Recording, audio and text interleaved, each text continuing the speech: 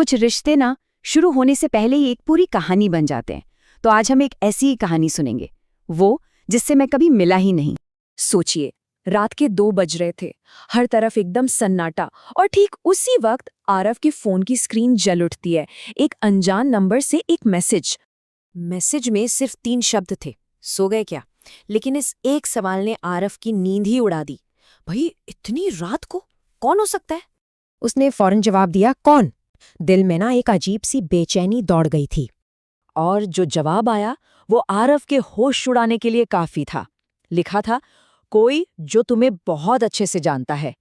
और बस यही वो पल था जहां से आरव की जिंदगी हमेशा के लिए बदलने वाली थी। उस एक रात के बाद बातों का एक ऐसा सिलसिला शुरू हुआ जो रुका ही नहीं। वो लड़की जिसका नाम रिया था, अब आरव की रातों का एक हिस्सा बन चुकी थी। हर रात उसे बस रिया के मैसेज का ही इंतजार रहता। सबसे अजीब बात तो ये थी कि रिया आरव के बारे में सब जानती थी। मतलब उसका पसंदीदा खाना क्या है, उसके सबसे गहरे डर कौन से हैं। अरे यहाँ तक कि बचपन की वो यादें भी जो वो शायद खुद भी भूल चुका था। आरव बिल्कुल हैरान था। वो उससे बार बार एक ही सवाल पूछता, तुम मुझे इतना कैसे जानती हो? ये मुमकिन कैसे है कि कोई अजनबी उसे उससे भी बेहतर जाने?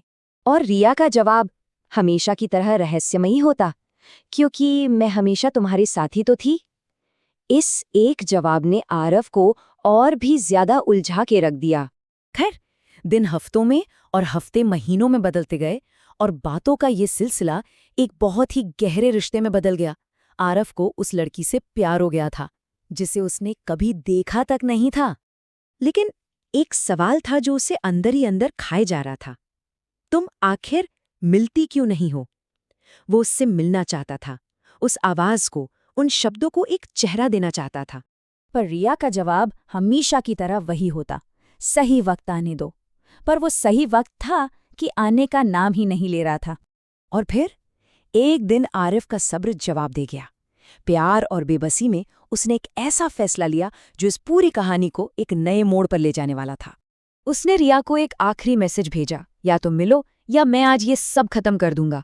ये सिर्फ कोई धमकी नहीं थी, ये उसके टूटे हुए दिल की एक आखिरी पुकार थी। उस तरफ से एक लंबी खामोशी छा गई। आरफ का दिल डूब सा गया। उसे लगा शायद उसने सब कुछ खो दिया। और फिर फोन वाइब्रेट हुआ। एक मैसेज आया था। मैसेज में लिखा था, ठीक है, कल शाम 5 बजे पुराने वाले पार्क में। आखिरकार इंतजार की घड़ियां खत्म होने वाली थीं। अगली शाम आरफ ठीक समय पर पार्क में था। उसका दिल इतनी जोर से धड़क रहा था कि उसे खुद अपनी धड़कनें सुनाई दे रही थी। हर आते जाते चेहरे में वो बस रिया को ही ढूंढ रहा था।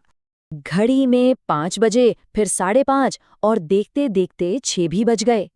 पार्क अब खाली होने लगा था, पर रिया नहीं आई। आरव की उम्मीदें भी अब धीरे धीरे दम तोड़ रही थीं। जैसे ही वो पूरी तरह निराश होकर जाने के लिए मुड़ा, फोन पर एक और मैसेज आया। लिखा था, मैं आई थी पर तुम मुझे देख नहीं पाए। आरव ने घबराकर चारों तरफ देखा। कौन था वहां? कांपते हुए हाथों से उसने टाइप किया, क्या मतलब है तुम्हारा? तुम कहाँ हो? इस बार कोई जवाब नहीं आया। बस कुछ सेकंड की खामोशी के बाद एक तस्वीर आई, और ये वो तस्वीर थी जो सारे राज खोलने वाली थी। वो तस्वीर आरव के बचपन की थी, जिसमें वो एक अस्पताल के बेड पर लेटा हुआ था और उसके ठीक बगल में एक छोटी सी लड़की बैठी थी, जिसने उसका हाथ कसकर थाम रखा था। उस तस्वीर के साथ एक आखिरी मैसेज भी था।